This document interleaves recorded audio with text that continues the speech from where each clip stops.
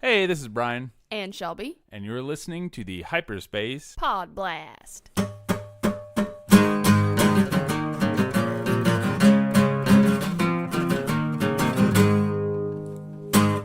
Aren't you a little short for a podcast? Huh? What's the deal with Star Wars? Oh boy. Mm-hmm. It was Seinfeld, right? Is that It's is that a what 10. you That's what it was. Okay, it's a 10. That top note. Vanilla? Cream? Good stuff. I feel like we're talking to ourselves. I know. Well, isn't that what podcasting is? Yeah, but We're talking to all of you. I don't think you're supposed to have inside jokes. I guess not. I don't know. Anyway, welcome back to Hyperspace Pod Blast, as weird as ever. True. But before we get started, we would like to share with you a wonderful charity and event going on. So let's get to it. JT, do you like helping people? Nah, not really people. Ugh. Well, unless you're talking about Extra Life. That's exactly what I was talking about. Jess, tell everyone about this year's Wookiee Alliance team plans. Well, Kidley, I'm so glad you asked. This year's Extra Life will be held on November 3rd. It's a 12-hour play and stream event in SWTOR. Join the SWTOR community for another year of Extra Life fun for charity.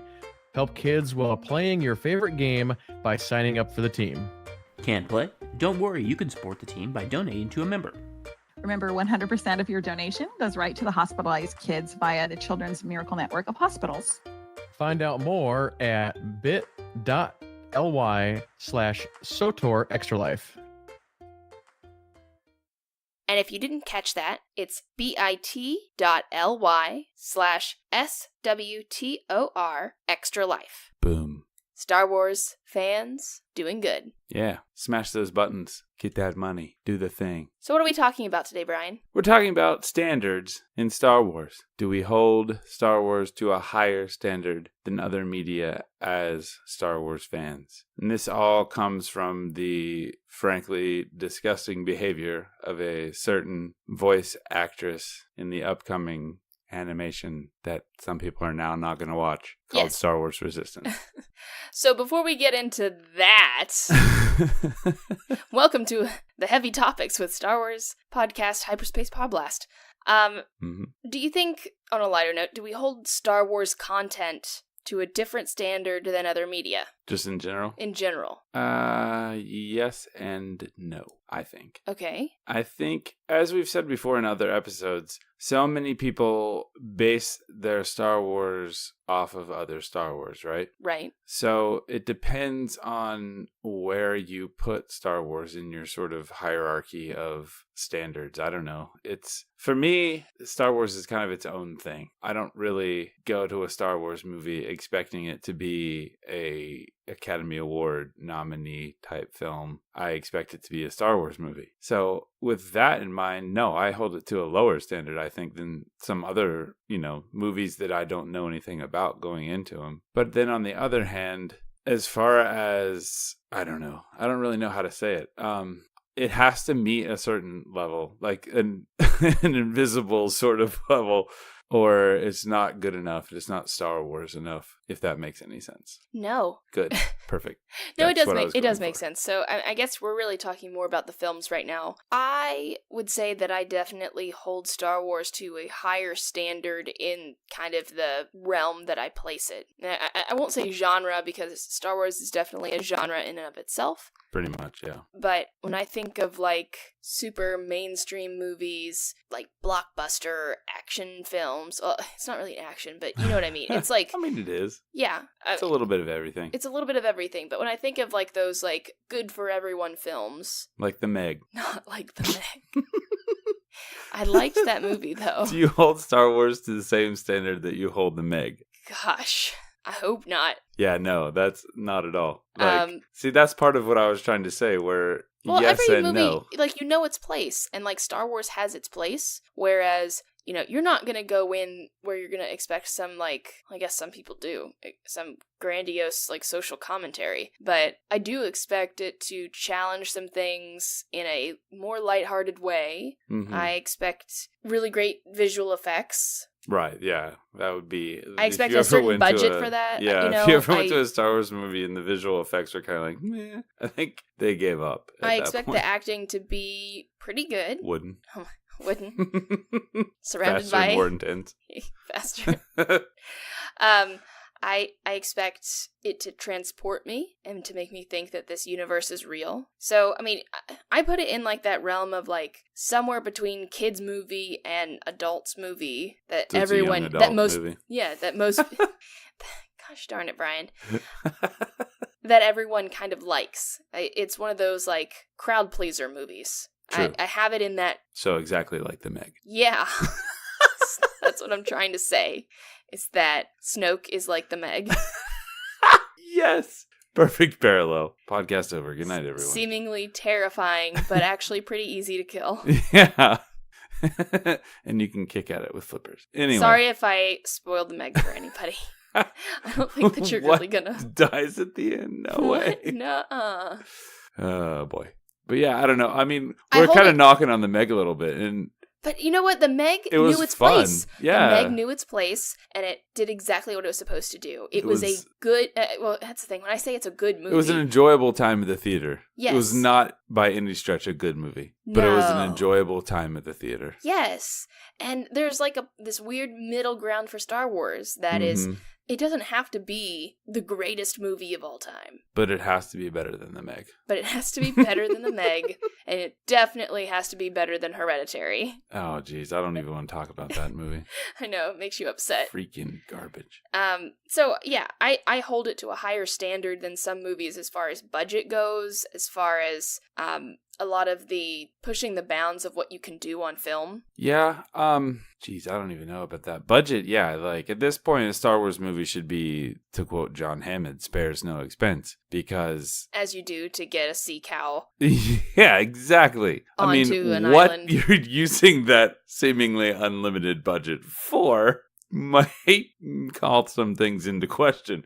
But the fact remains that it's things like that you should, to a fault, maybe, not be told no for a budgetary reason on a Star Wars film. But I think I don't know if I said it on here. Probably. I feel like I've said everything on here at some point. But that was part of the problem with the prequels is like Rick McCollum's entire job was to be a yes man and do whatever George wanted. And that set some things back, I think, in the prequels. And I think, you know, like that whole thing with the sea cow. I don't have a problem with the scene. I think it's funny. It's goofy. It's whatever. But think about how much money they spent Right. to Like, do that one. if they had someone looking over the things and being like, okay, you want to spend all this money to airlift this prop here just for this little tiny scene that's kind of a gag, I'm going to go no with this. You can Yeah. spend that money elsewhere. Well, think about whenever you're thinking about the original trilogy and some of the things that they did because they were budget constrained. Yeah, like cutting the... Or like the cups, Jabba the the Hutt. stacked cups in that one scene. Oh, yeah, the things that were made out of just like whatever they could find. Mhm. Yeah, that was pretty terrific stuff. Right. When you have that restriction of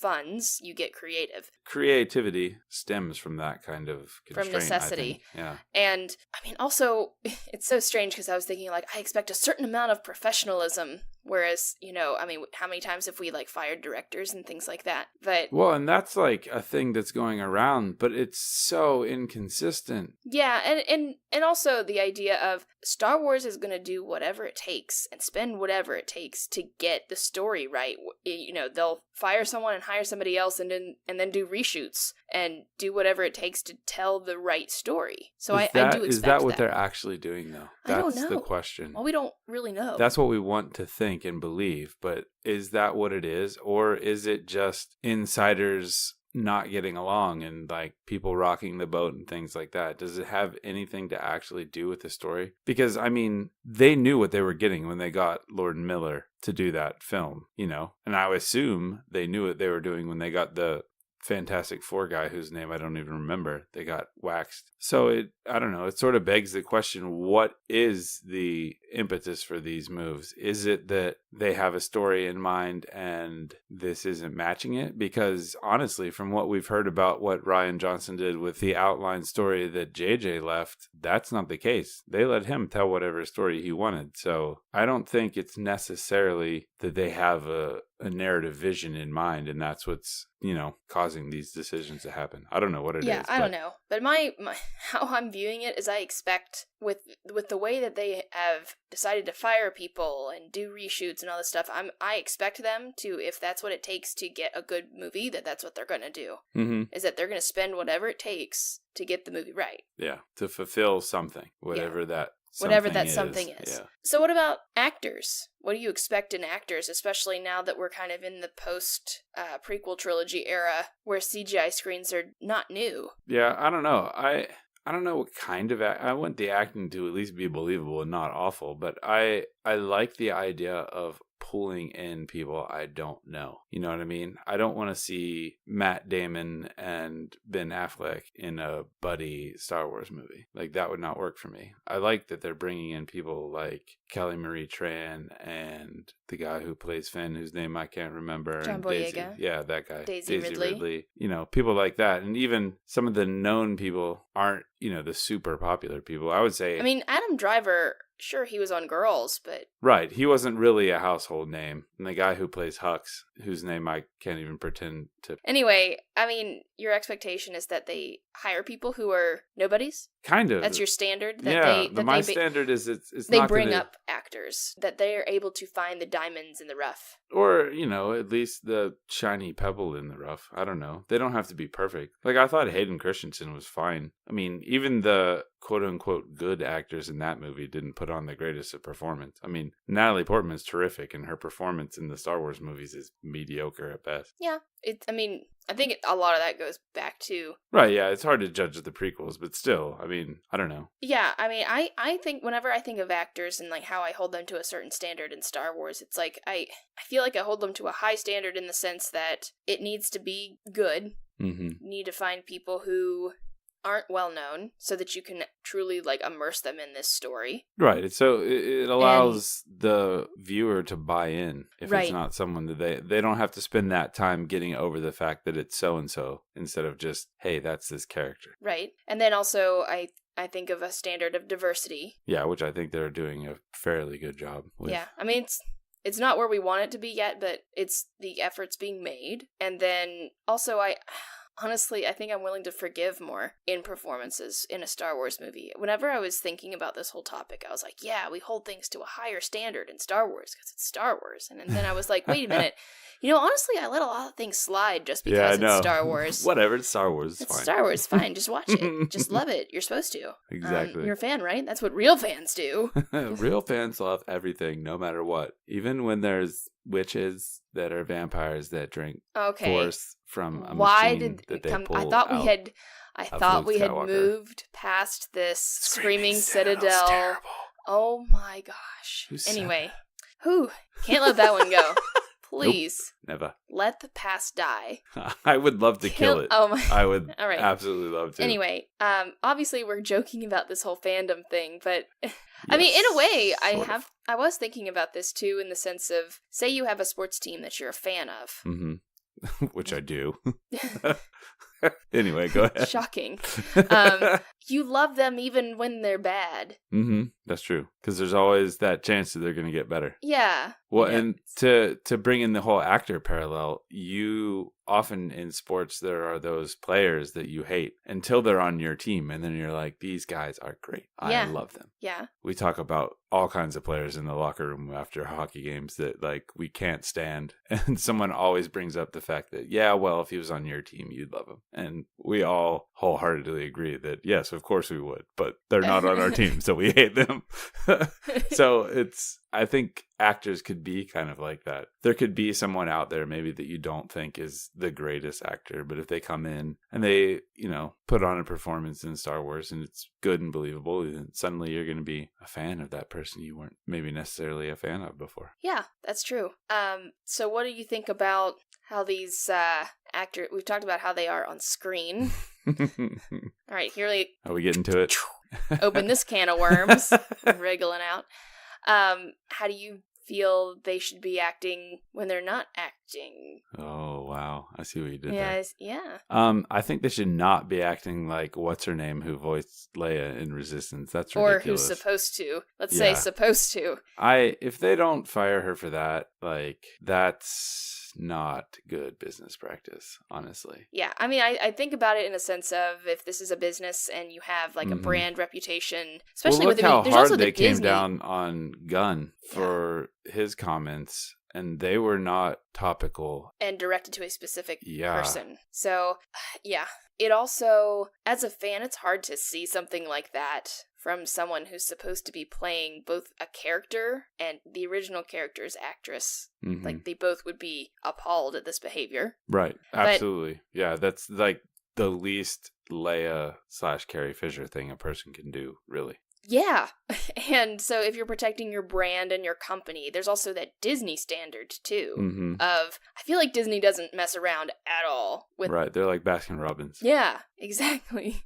So I just don't see how they could let this one just slide. Mm-hmm. Even if you delete your Twitter, Right. it's still out there. Yeah, it's that ship has sailed. I People know. expect a certain amount of professionalism when it comes to Star Wars because especially it's connected to children in a lot of ways, so there's that aspect as well. Well, yeah, you want to think everyone is representing not only the company, but their role models, whether they want to be or not. Like, that's just part of being a celebrity, even a quasi-celebrity, like a, voice actor that's only in, I don't know. I can't imagine Leia is a big part of the show, so... Right. So, I expect a certain amount of professionalism from actors Mhm. and anyone who's behind the lens, too. So, what do you think about leadership and direction? What sort of Star Wars standard do you have? Yeah, see, I don't know. That's like, with the whole Colin Trevorrow thing, I was like, initially, just let the man make a movie. The whole shoe thing in Lost World was a definite faux pas. But then the way he handled the backlash was kind of douchey. And then Fallen Kingdom is god-awful. So I'm pretty on board with the way that turned out. Oh, yeah. But originally, I was just kind of like, whatever, it'll be fine. No one's going to be wearing high heels in Star Wars, so you won't make that mistake. That specific mistake. Well, I'm always going to have, there's my standard and then Star Wars standard. So Star Wars standard is you have to have someone who's capable of making a good movie. Right. Which, they're Depending probably on your thoughts not of... going to pull someone out from, like, never, it's not going to be your first movie as a Star Wars movie. So you're going to have some history. Exactly, but that also means that my own expectations are that we're going to hear from some different voices. Yeah, you would think eventually. More diverse voices. Hopefully, in the future, near future. Right. Please, thank you. Yes. Okay. Give Sophia Coppola a Star Wars So, movie. yeah, my idea is that a Star Wars standard of always pushing the boundaries and pushing forward progression in film, especially. Well, yeah, and that's part of it. It's not all the technology and, the nuts and bolts of film. It's also the people both behind and in front. And they've been doing a much better, obviously more focused job with the people in front, but they have been pretty status quo with the people behind. Yes. So what about shows? What are your standards when it comes to shows, both animated and now live action? Man, I don't know. It depends on the audience, because the animated shows are for kids, like super for kids. Like, sure, all Star Wars is for kids, but all Star Wars is more for all ages, which is different than being for kids. And the animation, especially Rebels. Or like Forces of Destiny. Well, yeah, Forces of Destiny is like 100% for kids, but I don't even really count those when I think about it, to tell you the truth. But that's a whole different thing. You're thinking overarching storyline. Yeah, like the Forces of Destiny are just little fun vignettes, tidbit things. They are what they are. They're pretty cool, but I could take it or leave them. So, say your standards for Clone Wars, Rebels, Resistance. Right. My standard is it's a kid show. I'm going to watch it from the point of view of this is not for me. I don't expect it to cater to my whims. Yep. But I also expect it not to be like fart joke garbage. kids are smarter Yeah. than that. Yeah, Like, kids it's- deserve better than that. Some kids shows are really insulting to what kids, like what kind of narratives kids can handle. That's And true. like the fact that they think farts are funny, which farts are funny, but you don't need that in Star Wars. No, I don't agree with that. I mean, I agree with you. I don't agree that you need farts to make Star Wars funny. I think Star Wars can be funny in its own way, and I think it can expand exactly what you said, the narratives that kids are hearing at certain ages and that they're able to comprehend, and then maybe they start. I expect it to basically spark a conversation, an intellectual conversation between kids and their parents and other,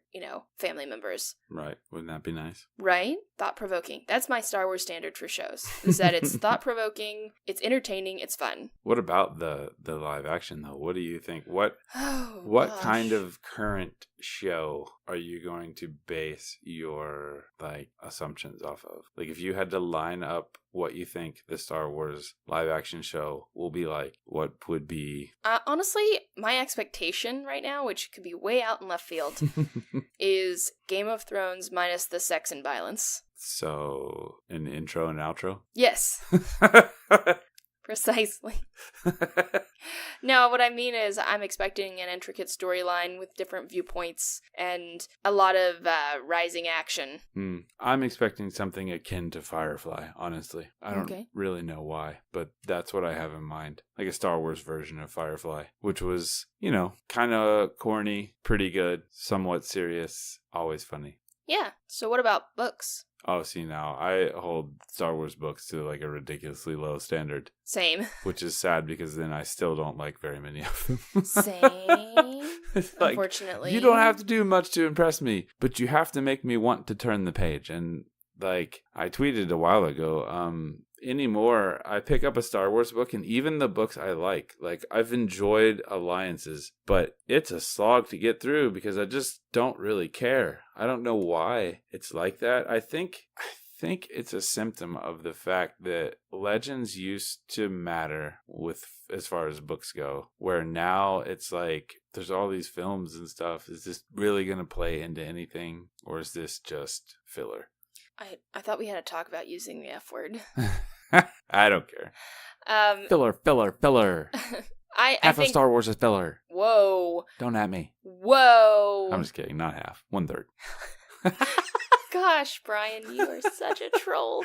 But I agree. I hold Star Wars books to a pretty low standard, although it's just like the fact that I hold them to such a low standard makes me not super excited about reading them. Yeah, I know. Maybe it is. Maybe that's we're putting them so low that it's like, well, why do I want to read that when I can read this other really good book? Exactly. That's so basically where not saying that they're not good books, but it's just if I'm going to sit down and read a book, I want something to really sink my teeth into and take me to a whole new world that I haven't explored yet. So I think that's where I am with books right now. And my Star Wars standard for books is pretty low. So like I think my highest standard is movies, and beyond that is probably I think the live action is going to be my next. Yeah. Just because, I don't know, something about... I expect it to be more substantial. More like the films in that it's for a wide audience and not specifically for one demographic, and other demographics can also enjoy it. Yeah. And then followed by shows, and then finally the books. Mm-hmm. And then comics. Are just literal Whoa. garbage. What? Brian? The Marvel comics. Okay. The Star Wars adventures are good. They're just not for me because they're for kids again, and it's just not my cup of tea. I don't want to read about Finn chasing a weird monkey thing. Not your Earl Grey. No. But anyway, we would love to know what you all think. Yes. Please tell us. Always let us know your thoughts at hyperspace_pod. Hit us up by email at hyperspacepodblast@gmail.com. And you can always check out our content at hyperspacepodblast.com. And if you're looking to grow the beautiful artwork on your walls, you should check out Outer Rim Originals. We have a discount code for you. Ooh. Podblast10 gets you 10% off anything you buy from ORO. And now would be a good time to give you a little info on that. Yeah, so pop your ears. Hey, Hyperspace Podblast listeners. I hope you're enjoying this great podcast. This is Devin Kleffer from Outer Rim Originals, your online source for limited edition Star Wars artwork from officially licensed Disney and Topps artists. Each Outer Rim original artwork has the industry's lowest run of only 45 prints. All limited edition pieces from Outer Rim Originals are printed on archival quality Z-Clay paper, are hand-numbered, signed by the artist, and include a certificate of authenticity from Outer Rim Originals. And because you're a listener of this podcast, Outer Rim Originals is offering you the opportunity to purchase a limited edition signed print with 10% off of your order. Simply head to outerrimoriginals.com and enter the discount code PODBLAST, the number 10. That's PODBLAST 10. Then get ready to be the envy of the galaxy with a limited edition signed print from Outer Rim Originals. Remember, outerrimoriginals.com, discount code PODBLAST 10. That's outerrimoriginals.com, discount code PODBLAST 10. Now, back to Hyperspace Podblast. Consider your ears popped.